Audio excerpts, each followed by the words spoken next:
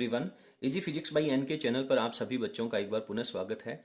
12th class की physics का chapter number 14 परमाणु भौतिकी अपन पढ़ रहे हैं और आज इस चैप्टर का सबसे महत्वपूर्ण टॉपिक यानी नील्स बोहर का जो परमाणु मॉडल है उसकी जो तीसरी परिकल्पना है कि इलेक्ट्रॉन है वो एक कक्षक से दूसरे कक्षक में जाएगा, यानी बाह्य कक्षक में उच्च ऊर्जा स्तर में जाएगा तो ऊर्जा का अवशोषण करेगा और बाह्य ऊर्जा स्तर से आंतरिक ऊर्जा में आएगा तो ऊर्जा का उत्सर्जन करेगा।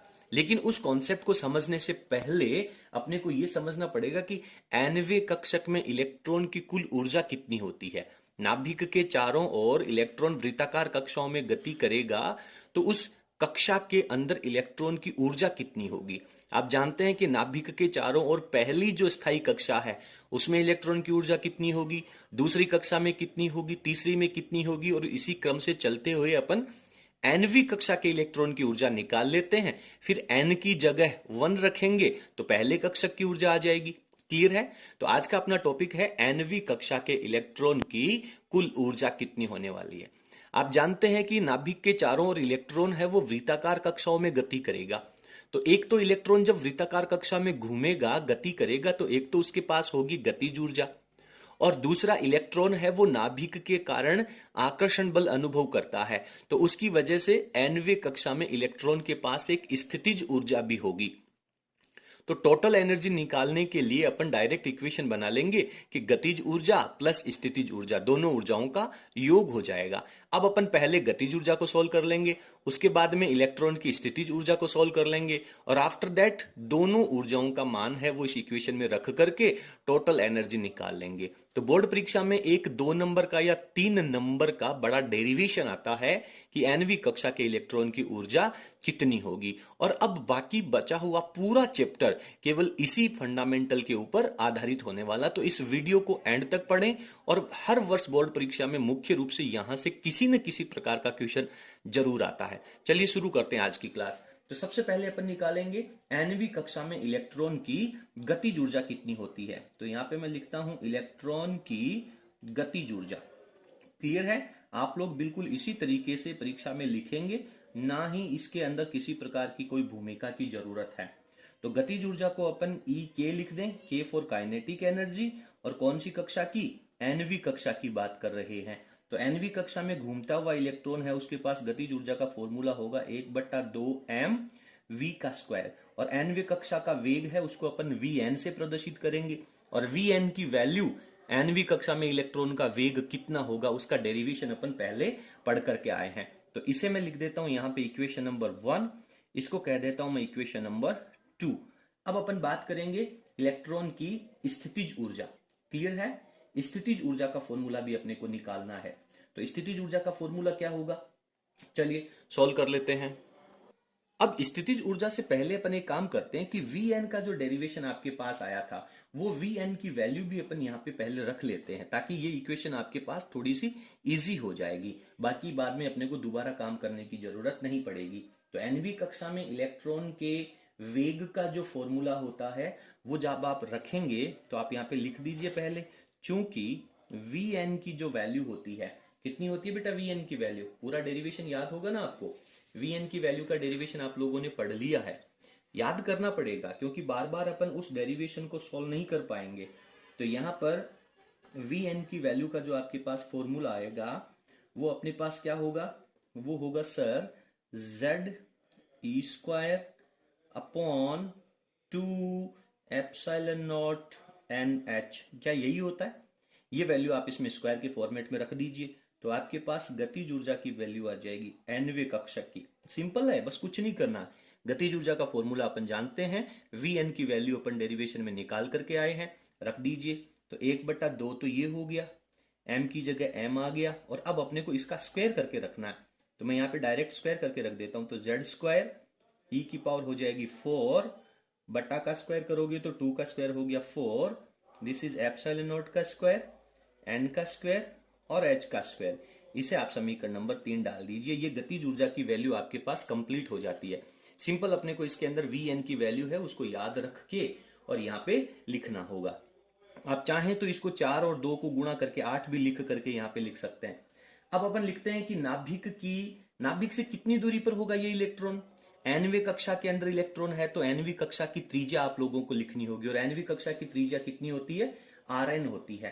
तो अपन यहाँ पे लिखेंगे स्थितिज ऊर्जा, इलेक्ट्रॉन की स्थितिज ऊर्जा। इलेक्ट्रॉन की स्थितिज ऊर्जा का टॉपिक आप लोगों ने चैप्टर नंबर 3 में पढ़ा है, दो आवेशों के निकाय की स्थिति ऊर्जा का फॉर्मूला। तो इसको अपन मैं लिखता हूं UN। तो UN का फॉर्मूला क्या होता है, UN का फॉर्मूला होता है K Q1 Q2 upon R, और nवीं कक्षा की त्रिज्या है Rn। ठीक है, अब आप वैल्यू रख लीजिए। K की जगह तो रख देंगे अपन 1/4 पाई एप्सिलॉन नॉट। Q1 का मतलब है नाभिक का आवेश, नाभिक का आवेश कितना होगा सर, Ze होगा। Q2 है इलेक्ट्रॉन का आवेश, तो उसके अपन यहाँ पे स्क्वायर लगा देंगे, और बट्टा में आपको वैल्यू किसकी चाहिए, Rn की वैल्यू चाहिए। तो एक काम कर लीजिए, फटाफट आप यहाँ पे Rn की वैल्यू रख दीजिए, क्योंकि यहाँ पे ऊपर वाले पोर्शन में भी तो Rn नहीं आया, और Rn का डेरिवेशन अपन पहले कंप्लीट कर चुके हैं। तो यहाँ पे अपन Rn की जब वैल्यू रखेंगे तो या तो आप रेफरेंस के रूप में यहाँ पे डाल दीजिए। चलिए एक काम करता हूँ, मैं पहले इसको Rn ही लिख देता हूँ। अब मैं यहाँ पे लिखता हूँ कि चूंकि Rn की जो वैल्यू होती है, तो Rn की वैल्यू कितनी होती है बेटा, याद है क्या आप लोगों को, sir epsilon not n square h square upon pi m z E square, ये Rn की वैल्यू होती है। और Rn की वैल्यू अब अपन ऊपर रख देंगे, तो अपने पास Un की वैल्यू आ जाएगी, Un इक्वल्स टू, ऊपर वाली वैल्यू कितनी चल रही है, z E square. Simple mathematics है बेटा, अब तो कोई खास कहानी नहीं है। 4 पाई एप्सिलॉन नॉट, Rn की वैल्यू लिखेंगे तो नीचे आपके पास एप्सिलॉन नॉट आएगा, वो एप्सिलॉन से स्क्वायर हो जाएगा, n स्क्वायर हो जाएगा, h स्क्वायर हो जाएगा, और बटा में जो वैल्यू है वो ऊपर चली जाएगी, पाई ऊपर आ गया, m z ई स्क्वायर। तो इस प्रकार से आपके पास Un की वैल्यू आ जाती है। एक काम कर लीजिए, थोड़ा सा पाई से इस पाई को कैंसिल आउट कर दीजिए, और अब आप इसकी Un की वैल्यू को थोड़ा सा सॉल्व कर लें। ठीक है, तो Un की वैल्यू कितनी आ जाएगी, Un की वैल्यू आ जाएगी।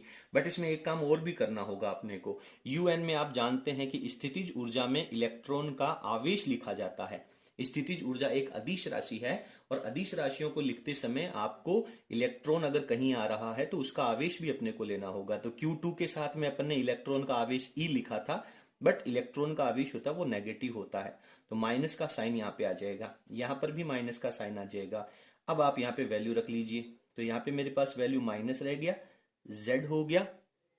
ठीक है, चलिए पहले आप फटाफट स्क्रीन को पॉज करके और इतना नोट्स लिख लीजिए, फिर मैं कॉपी को नीचे स्किप कर लेता हूं। ठीक है, सोल्व करें, माइनस आ गया, Z आ गया, ई स्क्वायर और ई स्क्वायर जब मल्टीप्लाई होगा तो e की पावर 4 बन जाएगा। इसके बाद में आपके पास सिंपल m रह जाएगा, Z और Z मल्टीप्लाई होकर के, ये Z है, ये Z से मल्टीप्लाई होकर के Z स्क्वायर बना देगा। क्लियर है, बटा में चल लीजिए, बटा में सर 4 आ गया, बहुत बढ़िया, एप्सिलॉन नॉट का स्क्वायर आ गया, बहुत बढ़िया, n का स्क्वायर आ गया, और h का स्क्वायर आ गया। इसे अपन इक्वेशन नंबर 4 कह देंगे। तो समीकरण नंबर जो 3 थी आपके पास वो गतिज ऊर्जा को, समीकरण नंबर 4 है वो स्थितिज ऊर्जा को प्रदर्शित कर रही है। तो अब अपन यहाँ पे लिख देंगे समीकरण 3 और 4, 3 व 4 से जो मान है किसके किसके, गतिज ऊर्जा और स्थितिज ऊर्जा के, कौन सी समीकरण में रखेंगे, सबसे पहले जो आपने समीकरण नंबर 1 बनाई है, समीकरण 1 में रखने पर सिंपल है बेटा, कैलकुलेशन है केवल, फंडामेंटल आपको क्लियर होनी चाहिए। गतिज ऊर्जा का फॉर्मूला आप जानते हैं mv स्क्वायर अपॉन आर, और स्थितिज ऊर्जा का फॉर्मूला जानते हैं k q1 q2 upon are.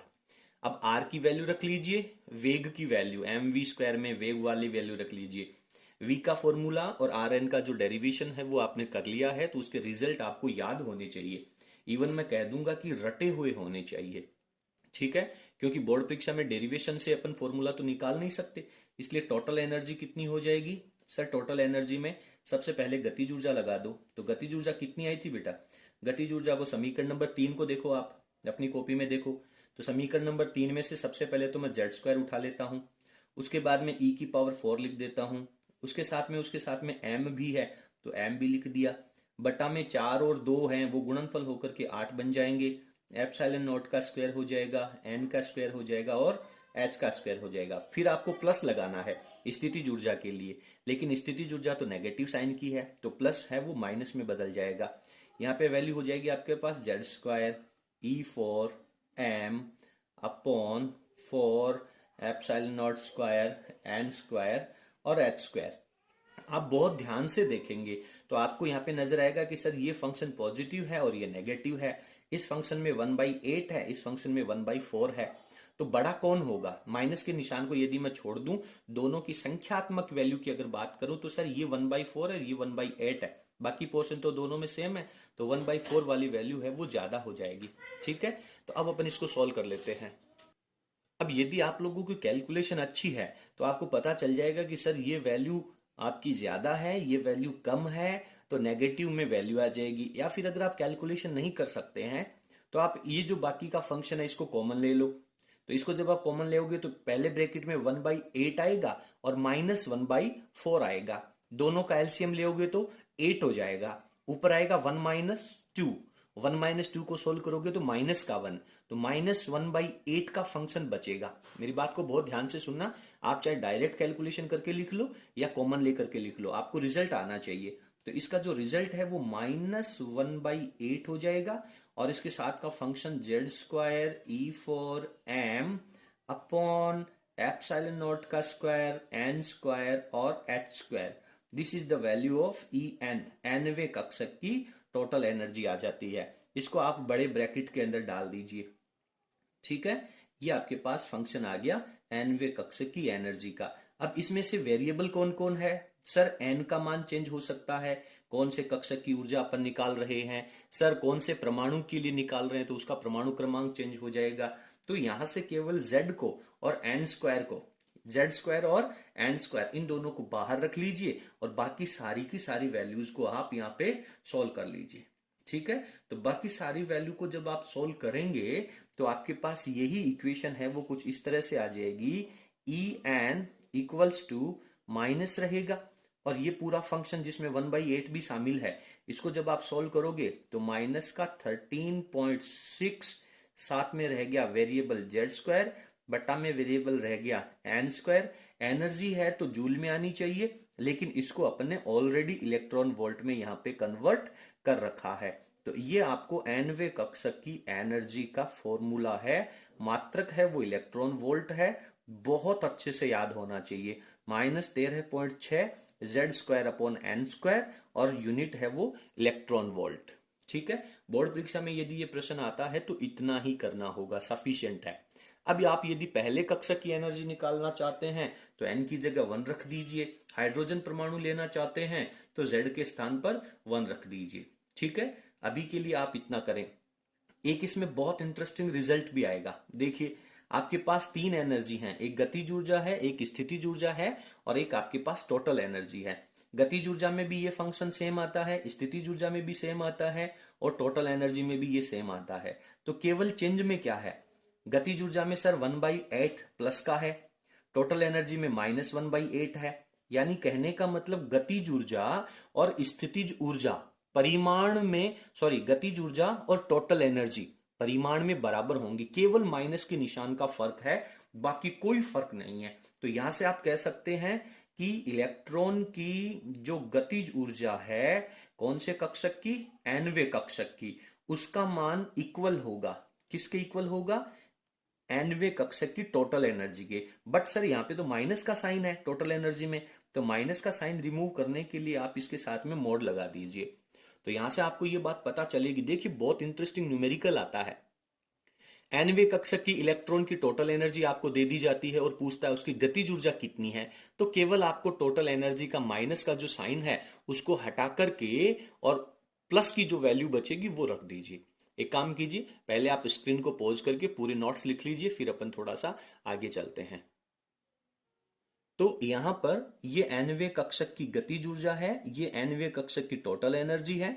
Total energy का नेगेटिव साइन हटाने के लिए बाहर मोड लगा दिया, लेकिन दोनों का संख्यात्मक मान क्या रहेगा? बराबर रहेगा। अब स्थितिज ऊर्जा जो है स्थितिज ऊर्जा है वो ज्यादा होती है। यदि अपन टोटल एनर्जी और स्थितिज ऊर्जा की वैल्यू की बात करें तो टोटल एनर्जी भी नेगेटिव, स्थितिज ऊर्जा भी नेगेटिव। तो स्थितिज ऊर्जा को मैं यहाँ पे यू एन से लिख देता हूँ, nवें कक्षक की स्थितिज ऊर्जा, और उसका माइनस हटाने के लिए इसके साथ में मोड लगा देता हूँ। लेकिन समीकरण नंबर 4 को आप और समीकरण नंबर 5 को, 5 वाली समीकरण कौन सी है, फाइनल वाली, En वाली, ठीक है, दोनों को ध्यान से देखेंगे तो सर स्थितिज ऊर्जा में तो -1/4 है, टोटल एनर्जी में -1/8 है, तो कौन ज्यादा हुई, स्थितिज ऊर्जा ज्यादा हुई। संख्यात्मक मान कितना ज्यादा हुआ, 2 गुना हो गया। तो स्थितिज ऊर्जा को यदि आप 1/2 से मल्टीप्लाई कर देंगे तो वो -1/8 बन जाएगा। तो ये एक बहुत महत्वपूर्ण रिजल्ट है, इसके ऊपर डिपेंडेंट क्वेश्चन न्यूमेरिकल आपसे पूछा जा सकता है। अभी वीडियो के एंड में अपन एक छोटा सा क्वेश्चन लेकर के और इस फंडामेंटल्स का यूज भी अपन करने वाले हैं, ठीक है। चलिए यहाँ पे मैं कुछ नोट लिख देता हूं, ये नोट आपके ऑब्जेक्टिव प्रश्न बना सकते हैं, शॉर्ट आंसर क्वेश्चन भी बना सकते हैं। मैं यहाँ पे लिखता हूं कि हाइड्रोजन परमाणु, ठीक है, परमाणु किसका ले लेते हैं अपन, हाइड्रोजन परमाणु। तो हाइड्रोजन परमाणु लेने का अर्थ क्या हो गया कि सर सिंपल Z की जो वैल्यू है वो अपने पास 1 हो जाएगी। हाइड्रोजन परमाणु के कक्षकों की ऊर्जाएं चाहिए अपने को, हाइड्रोजन परमाणु के कक्षाओं की ऊर्जा। तो आपको कौन से कक्षा की ऊर्जा चाहिए, सबसे पहले नंबर 1 ले लेता हूं मैं, n का मान 1। तो n का मान 1 का मतलब क्या है, नाभिक के बाहर वाली पहली कक्षा, नाभिक के बाहर वाली पहली कक्षा, और इस पहली कक्षा को अपन कहेंगे प्रथम स्थायी कक्षा। क्लियर है बेटा, नील्स बोहर के अनुसार इलेक्ट्रॉन नाभिक के चारों ओर स्थायी कक्षाओं में चक्कर लगाएगा। तो ये n का मान 1 रखने का मतलब पहली स्थायी कक्षा है, और ये जो पहली स्थायी कक्षा है इसे मूल ऊर्जा अवस्था कहते हैं, मूल ऊर्जा अवस्था कहते हैं, क्योंकि इलेक्ट्रॉन इससे कम एनर्जी के लेवल में नहीं जा सकता, इसे मूल ऊर्जा अवस्था कहते हैं, ठीक है। तो E1 की वैल्यू कितनी हो जाएगी, Z की जगह 1 रख दीजिए, N की जगह 1 रख दीजिए। तो अभी जो लास्ट में आपने रिजल्ट पढ़ा था इलेक्ट्रॉन वोल्ट वाला, तो -13.6 रहेगा। Z और N की जगह 1 रखने का मतलब वो रिमूव हो जाएंगे और इलेक्ट्रॉन वोल्ट हो जाएगी, ठीक है। नंबर 2 पे चलते हैं। सर N की जगह वैल्यू आप 2 रख दीजिए, तो इसे कहते हैं सेकंड कक्षा, द्वितीय कक्षा, ठीक है। और इस द्वितीय कक्षा को यानी पहली कक्षा का जो इलेक्ट्रॉन है वो ऊर्जा ग्रहण करके, नील्स बोहर की तीसरी परिकल्पना के अनुसार ऊर्जा ग्रहण करके कहां जाएगा, दूसरी कक्षा में जाएगा। तो पहली कक्षा को तो आपने मूल ऊर्जा अवस्था कह दिया, और ये जो कक्षा है इसे प्रथम उत्तेजित अवस्था कहते हैं। ध्यान से सुनना, मैं दोबारा बता दूंगा, प्रथम उत्तेजित यानी जो मूल कक्षा का इलेक्ट्रॉन है वो ऊर्जा ग्रहण करके कहां जाएगा, सबसे पहले दूसरी कक्षा में जाएगा। हालांकि वो कक्षा तो दूसरी है, स्थायी कक्षा तो दूसरी है, लेकिन एनर्जी ग्रहण करके एक्साइटेड होकर के पहली बार बाहर वाली कक्षा में जा रहा है। तो एक्साइटेड की स्थिति के अनुसार ये इसकी प्रथम अवस्था है, प्रथम उत्तेजित अवस्था है। तो इसका जो एनर्जी लेवल होगा उसको अपन E2 कह देंगे, N की जगह 2 रख देंगे। तो माइनस में 13.6 तो आपके पास चल ही रहा है, जेड स्क्वायर का मतलब हाइड्रोजन की जगह 1 हो गया, और एन की जगह 2 का स्क्वायर करना है तो 4 हो जाएगा, और 2 के स्क्वायर में 4 का जब आप इसका भाग लगाएंगे तो -3.40 इलेक्ट्रॉन वोल्ट आ जाएगी। यानी हाइड्रोजन परमाणु की जो दूसरी स्थायी कक्षा कह दो या प्रथम उत्तेजित अवस्था कह दो, उसकी जो एनर्जी है वो -3.4 रहेगी। तो इसी प्रकार से आप बाकी की कक्षाओं की वैल्यू भी निकाल सकते हैं। n का मान यदि अपन 3 कह दें तो इस कक्षा को क्या कहेंगे, तृतीय कक्षा कहेंगे, थर्ड कक्षा कहेंगे, थर्ड ऑर्बिटल कहेंगे, ठीक है, तृतीय कक्षा। और ये तृतीय कक्षा है वो उत्तेजित अवस्था की श्रेणी में अगर अपन बात करें तो कौन सी उत्तेजित अवस्था होगी, दूसरी, द्वितीय उत्तेजित अवस्था, ठीक है, द्वितीय उत्तेजित अवस्था रहेगी। और अब आप इसमें किसका भाग लगाएंगे, ये एक्चुअली कक्षा कौन सी है, तीसरे नंबर की, तो यहाँ पे अपन E3 लिख देंगे। और ये जो -13.6 है उसमें जब अपन n का स्क्वायर करेंगे तो 3 का स्क्वायर करना पड़ेगा, यानी -13.6 में आपको 9 का भाग लगाना पड़ेगा, यानी अपने पास जो वैल्यू आएगी वो -1.51 इलेक्ट्रॉन वोल्ट आ जाएगी। इसी क्रम में आप आगे चलते जाएंगे और अंत में जाकर के मैं कह देता हूं अनंत अनंत की कक्षा, ठीक है। अनंत वाली कक्षा यदि ले लें, अनंत कक्षा एन की जगह है, आप 4 5 6 ऐसे करते करते अनंत कक्षा में जाएंगे। तो अनंत कक्षा का मतलब हो गया एन का मतलब इन्फानाइट, और एन का मतलब इन्फानाइट जब बट्टा में जाएगा तो इसकी जो एनर्जी है वो जीरो हो जाएगी। तो अनंत वाले कक्षा की एनर्जी है वो 0 इलेक्ट्रॉन वोल्ट है। पहले कक्षा की एनर्जी है वो -13.6 है। तो ज्यादा कौन सी है, पहले कक्षा की ऊर्जा ज्यादा है या अनंत वाले की? सर अनंत वाले की ज्यादा है, क्योंकि ये वैल्यू तो नेगेटिव में है, ठीक है। तो जैसे ही आप पहली कक्षा से दूसरी कक्षा में जाएंगे तो ऊर्जा का मान बढ़ रहा है, दूसरी से तीसरी में जाएंगे तो ऊर्जा का मान बढ़ रहा है, तीसरी से चौथी में जाएंगे तो ऊर्जा का मान बढ़ेगा। यानी इन दोनों की ऊर्जाओं में जो अंतर है उतनी ऊर्जा यदि इलेक्ट्रॉन को मिलेगी, इलेक्ट्रॉन ऊर्जा का अवशोषण करेगा, तो फिर वो पहले कक्षक से दूसरे कक्षक में जंप कर सकता है। तो बोर्ड परीक्षा में यदि प्रश्न आए तो आपको इससे इस पेज में जो ऊपर तक लिखा है वहां तक लिखना है, और विशेष परिस्थितियां यदि आपको दे रखी हैं तो आपको यहां तक रखना है। तो इस तरीके से एनवी कक्षा के इलेक्ट्रॉन की ऊर्जा का जो टॉपिक है वो अपना कंप्लीट हो जाता है। उसके बाद में अपन जो मैंने एक क्वेश्चन आप लोगों के लिए कहा था कि वीडियो के एंड में पूछेंगे, उस क्वेश्चन के बारे में भी अपन फटाफट चर्चा कर लेते हैं। बाकी आज की वीडियो में इतना ही। वो क्वेश्चन मैं आप लोगों को बता देता हूं, उस क्वेश्चन के जो आंसर हैं वो आप लोगों को हमें कमेंट सेक्शन में जरूर लिखने हैं। चलिए फटाफट स्क्रीन को पॉज करके और यहां तक आप नोट्स लिख लीजिए। तो ये जो ऊपर वाला फॉर्मूला अपन ने लिखा है, इस फॉर्मूले का यूज करके और आपको इस क्वेश्चन का जो आंसर है वो हमें कमेंट सेक्शन में लिखना है। प्रश्न कह रहा है कि किसी परमाणु की किसी कक्षा के इलेक्ट्रॉन की कुल ऊर्जा -5 इलेक्ट्रॉन वोल्ट है। मान लीजिए कि कोई परमाणु है और उसकी कोई कक्षा है, उस कक्षा के इलेक्ट्रॉन की जो टोटल एनर्जी है वो -5 इलेक्ट्रॉन वोल्ट है। तो उस इलेक्ट्रॉन की गतिज ऊर्जा कितनी होगी और स्थितिज ऊर्जा कितनी होगी। डायरेक्ट इस फॉर्मूले के अकॉर्डिंग आपको केवल आंसर लिखना है, पहले गतिज ऊर्जा लिखनी है और उसके बाद में स्थितिज ऊर्जा लिखनी है। उम्मीद करता हूं कि आप सभी बच्चे इस प्रश्न का सही उत्तर कमेंट सेक्शन में आवश्यक रूप से लिखेंगे।